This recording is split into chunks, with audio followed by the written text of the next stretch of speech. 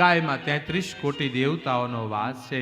એક ગાયની સેવા કરો અને સમસ્ત જગતના ઈશ્વરની સેવા થઈ જાય. એક ગાયને જમાડો અને આ ચરાચર જગતના કહેવાય દરેક ભગવાન કહેવાય તૃપ્ત થાય છે.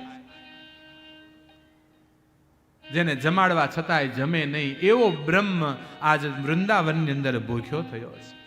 ભગવાન કૃષ્ણે કીધું છે જાઓ, સામે યજ્ઞ ચાલે છે, યજ્ઞ ઋષિઓને યજ્ઞ કરનારા બ્રાહ્મણોને કહેજો જમવાનું આપે. અને ગોવાળિયા યજ્ઞશાળામાં આવ્યા.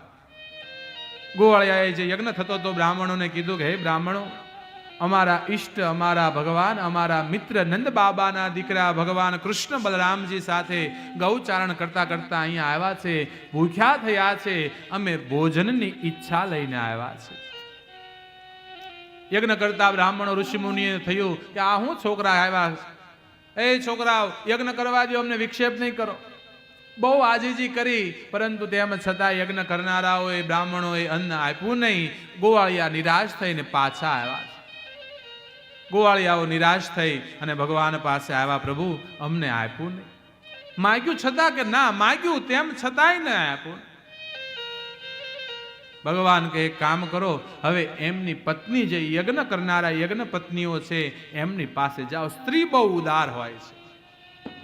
વળી ગોવાળિયા આવ્યા છે, યજ્ઞ કરનારા ઋષિઓની બ્રાહ્મણોની પત્ની પાસે યાચના કરી છે, અમારા ભગવાન કૃષ્ણ નંદ બાબાના દીકરા ગૌચારણ કરતા કરતા બલરામ સાથે અહીંયા આવ્યા છે, ભૂખ્યા થયા છે, તમે જમવાનું આપો. ભગવાન ભૂખ્યા થયા. યજ્ઞપતિઓને ખબર હતી કૃષ્ણ બ્રહ્મ છે અને ભગવાન ભૂખ્યા થયા છે સાણી. અને યજ્ઞપત્નીઓ કે અમે તમને નહીં આપી. ગોવાળિયા દુઃખી થયા છે. નહીં આપો કે ના, અમે આપશું નહીં. અમને કયો ક્યાં છે કૃષ્ણ, અમે અમારા હાથે એને જમાડવા આવશું. યજ્ઞપત્નીઓએ થાળ તૈયાર કર્યા, ભગવાનને જમાડવા આવ્યા છે. જીવનમાં જોજો, આપણી પાસે કોઈ હાથ લાંબો કરે ને, જો શક્તિ હોય તો એને આપજો. તમારી પાસે કોઈ હાથ લાંબો કરે ને, માંગે ત્યારે જ વ્યક્તિ માંગતો હોય છે, જ્યારે માંગ્યા વગર છૂટક્યો ન હોય. માંગે ત્યારે જ છે જ્યારે માંગ્યા વગર છૂટક્યો.